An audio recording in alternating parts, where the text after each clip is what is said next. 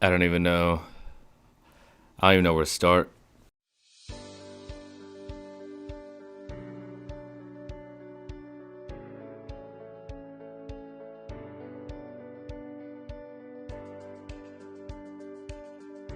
What's up, YouTube? Welcome back. Another episode of After Hours. Thank you all those who tuned in. Cincinnati Day 2. Post job fair. Post all my energy and effort. I am drained. I am absolutely drained, but in a good way. In a very good way. Today was super interesting. Overall, I thought it was awesome. Today was one of those opportunities where I wasn't nervous, but I didn't know what to expect. But it was kind of a cool moment preemptively to go into with no expectations, because I knew that people, I don't know, this is a thing. People do this. People go to job fairs, they recruit people. It's difficult and interesting environment to go recruit in at a college fair. And I'll get into that in a second. But preemptive nerves, I was fine. I mean, I kind of know that, like, this is what I like to do. I love meeting new people and I don't know, it's so interesting because, like, there's so many moments where I was like, I could tell someone was just there for the wrong reasons or checked out or not tuned in to it. But the moment that someone came up and they were like, ooh, technician, I'm interested in that. Oh man, I mean, just tentacles around them. I'm like, hey, go, let me tell you something. This shit is dope. You're going to love it. You like good people, you like traveling the world, new experiences, new opportunities. Honestly, big takeaway, as a college student, that is super cool when you go up to a booth and you say, I don't really know that, like, I know what my niche is, what I'm trying to do. I'm open to whatever your opportunity is and show interest in that way. That was a massive flip for me, because I mean, from the recruiter standpoint, we're talking to 150 people in 3 hours, standing up, running the same conversation back to back, like the same 2-minute elevator pitch, back to back to back. And it is exhausting, but the moment you find someone, and it's exhausting for the recruiter for the reasons of these college kids think they know what they want. They think they know, oh, I'm a computer engineer, or electrical, I don't know, in the data analyst game, whatever their niche career opportunity they think is, they try to pitch it to hopefully be like, the recruiter receive that as, oh shit, it's exactly what we're looking for. But unless it's the military or the bank, it ain't happening. I mean, that's not gonna happen from the recruiter end. Everyone that I spoke to today, I've got 10 people in mind. Of the 150, 10 that I was like, yep, I like this one. And consistently across the board, it was, I'm open to what you have, and I'm not dedicated to exactly what I'm studying. And that was sick. That was so cool. That was so cool to see that, to see flexibility almost. And there was even one that I was like, honestly, we didn't realize it early on, but the flexibility is exactly what we're looking for. And you even coming up here knowing that your degree has nothing to do with what we do, but you're like, I'd like to just kind of do something. That's the big thing. That's the you get it moment where it's like, hey, fill this out, and I remembered them. So that was dope. I absolutely loved the learning process of it. Backtracking to the nerves. No nerves. I just was, it was more of a, I felt like I needed to come perform in a sense. And it was hard to perform. It'd be like going and doing a show as a musician and have never done it before. Yeah, you're confident in what you sing and the songs you bring, but like, you just don't know the energy, you don't know the vibe. I mean, we're preemptively thinking, do we bring a speaker? Do we have visuals? Do we give stuff away? it's impossible questions to answer until you do it. And that is part of the game, is doing it. So because of that, I can't wait for more. I want to do it again. I want to do it again tomorrow. As exhausted and gassed as I am today, I want to do it again tomorrow because I feel like I can separate myself from it. You know, at the very end, you go 2.5 hours straight of just banging conversations, talking to people. And the last 30 minutes, you're just looking at the clock like, when is this going to end? But then you get away from it and you reflect. And that reflective meditative state is where you learn the most. And I have so many things I would have done different. So many things I would have brought to the table to change it. So now I'm excited to go do it again. I'm excited to run it back. It takes a lot of effort, it takes a lot of energy, but totally worth it. I will call one out. I will call one person out that I talked to today. This guy was a computer engineer, but he walked up and was just super open to all of the opportunity. And even if he didn't give a shit, he could have given no shits at all. He acted like it. And it was the best conversation I had all day. I'm still thinking about it. And his name was Dustin, which we have a Dustin. And I looked him square in the eyes and I said, hey, if you come out, you're gonna have to fight this other Dustin, because there's two Dustins. We gotta have a little. It's gonna just throw the chemistry off. It's gonna throw the life force balance off. And he was like, I bet that Dustin guy's pretty cool. He's gotta be. His name's Dustin. And I was like, he's one of my favorite people in the fucking game right now. And I don't know. I leveled with that guy. He was cool. He was very chill. Opened up to the whole idea of what it was. Funny enough, the biggest drawback from a college fair is that most of the people going to the job fair are eager sophomores. So they still have 2 years before they graduate. They're looking for internships or co-ops. They're looking for summer part-time work, and they're back at school. They're looking for a checklist to put on their resume. So I get that. But I didn't take that as no, screw this one. I took it as an opportunity to develop my game of pitching this. How am I going to sell this to you? I want to sell this to you to drop out of college and join what we're doing. Because we're talking big time industry, big time playmakers, big time opportunity that is bigger than what the mindset of someone in college can comprehend. And how do you elevator pitch that? How do you do that in 60 seconds when you got someone else lining up, looking you in the eyes, being like, hey, I've seen you guys, I want to talk to you too. How do you do it? The only way is if they're open to it. Even if they bullshit me, if they're open to the idea, my God, I will pitch it. Give me that look in your eye that it's like, just that one moment of I like that, and I'm gonna fire away. Drawbacks though, they're looking for internships, they're looking for co-ops. That's fine. Honestly, we probably need to grow as a company. We need to grow and we need to develop these roles. We need to develop a just summer internship just to come in, because by God, I know that as soon as they come in and they see the opportunity, they're gonna want it. And that's the funny part about the recruitment side of things is they don't know the opportunity. You know the opportunity because you're on the other side of it, and you've seen other people come into the opportunity and see where they're at now. So the resistance is there, and I would be too. I didn't even go to job fairs when I was in college. Like I said, anyone coming in is a sophomore, overeager student. By the time I even thought about thinking about job fairs, I'm a senior in college.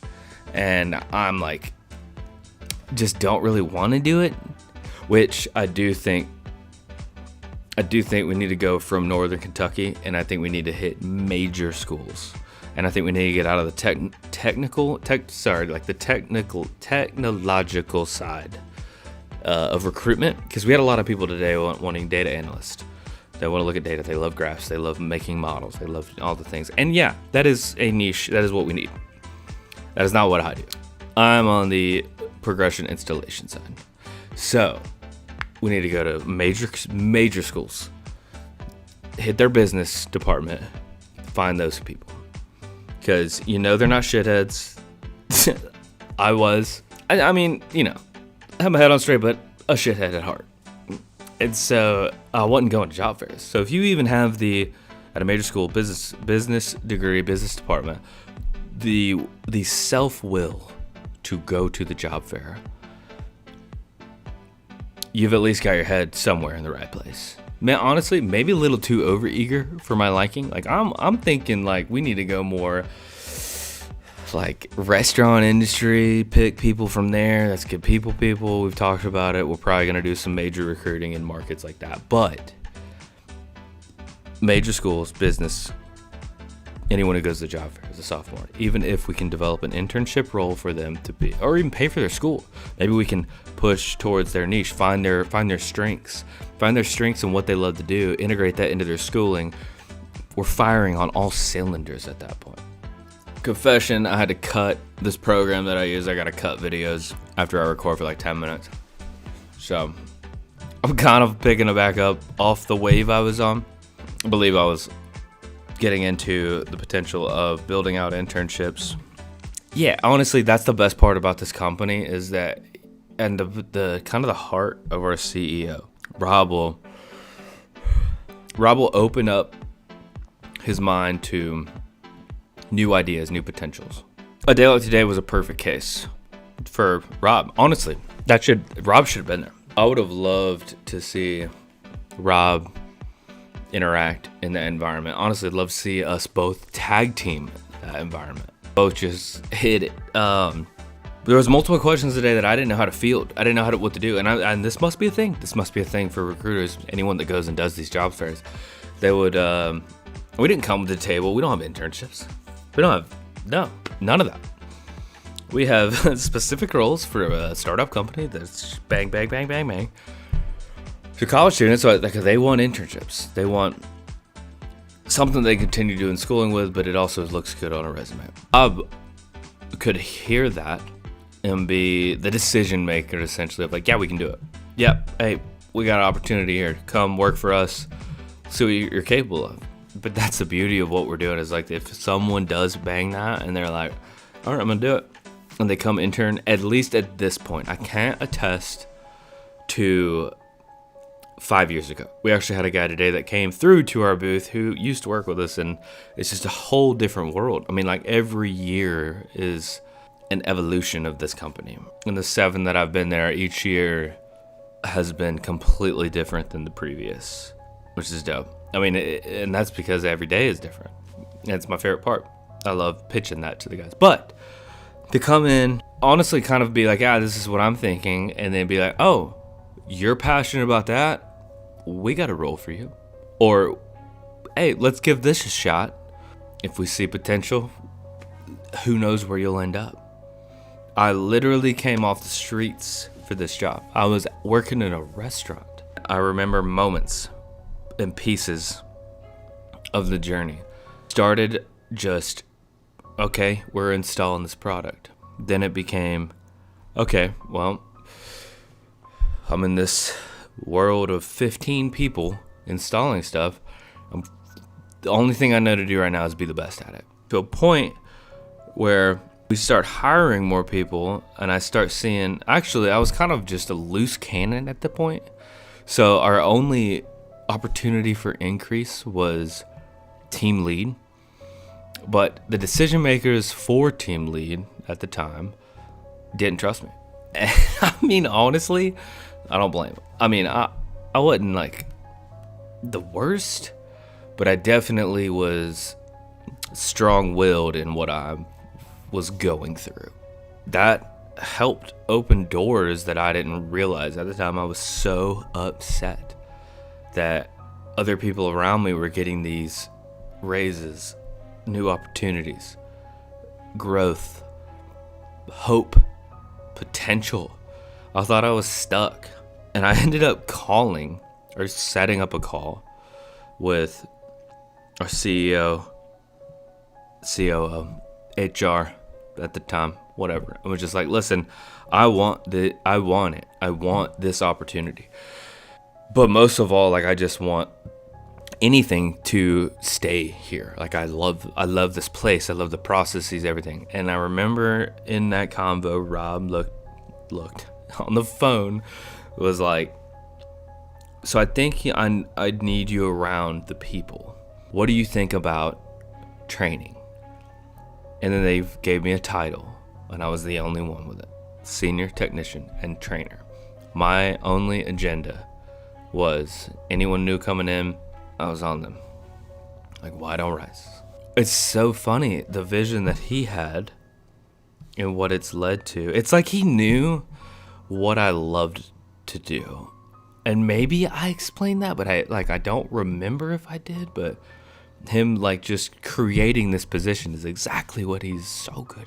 And it gave me a reason to be here. It gave me hope. It gave me potential. And it was everything I needed to begin the process of what has been the last few years. So I go on and I'm just, all right, well, that's my thing. So where do we go from here? And then at that time, I wasn't in the recruitment process. It was just, they would send people to me. And then naturally that kind of just bled. And it was like, I had opinions and I was seeing trends and we documented those trends. And then all of a sudden I'm involved in the recruitment stages. I'm involved in the, all right, so I'm going to interview this person before they even come out. Here we are today. Huge recruitment. Now I've just gone to a job fair. This job fair is going to lead to so many opportunities. And it's pretty crazy funny because I'm trying to note key moments in the stages. It's hard to know of the big moments when you're in them. But I feel like what happened today was one of those pivotal moments of potential opportunity. It was one of those that the universe put something in your lap and you just got to roll with it.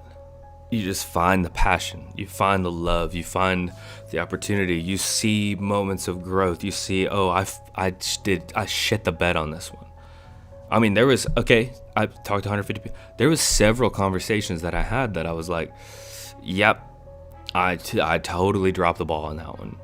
It's practice. Practice is what it is. How do people get good at it? How do I get good at bringing in people, at selling an idea? Practice. And today was my first day in the batting cages. And it was so cool. Next steps from here.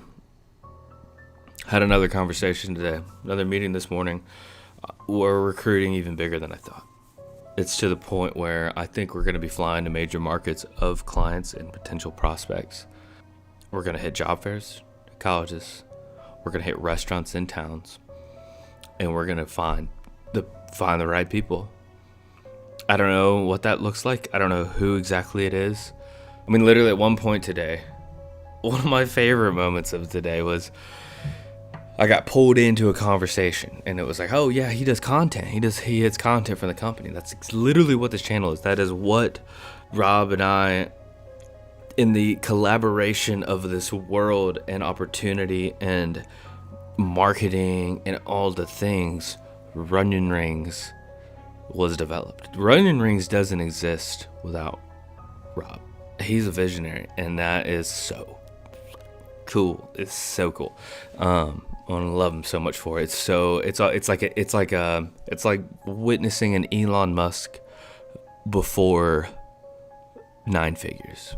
A better version of it, because you're not seeing the media attention or anything. You're just witnessing greatness, and there's just a certain window of time before they hit that mainstream, before they're just in GOAT conversation that you get to be a part of, and we're in that with him.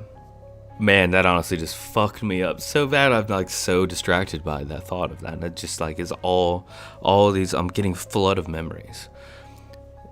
And that's another reason why today was so cool. It's just like it almost was so different. I've never done something like any new opportunity that you've never done. Just do it. Don't even question it. It's the universe giving you, blessing you. amidst the chaos. The universe is saying, hey, don't question it. Just be in it. And it was so cool. It was so... I feel alive. It's almost overwhelming what this is about to be. Not just for our guys, you guys. Probably the only ones watching this are our guys out on the road. And that's fine. But listen, this is crazy. I wish I could... You all need to know what I know about what's to come with what we're projecting. But the tools that we have in place to successfully project that, you guys are about to be pop stars. All right, I gotta get off. I gotta stop. Night 2 in the hotel. Should be rolling dice. Digressing the day. I am drained. Honestly, I was drained. Now hopping back on here, I have energy, and that's dope. I guess it means I like it. I like doing it. But yeah, day 2, job fair 1, Cincinnati, Northern Kentucky University. You were my first, and you'll never be forgot. But we got bigger plans. We learned a lot.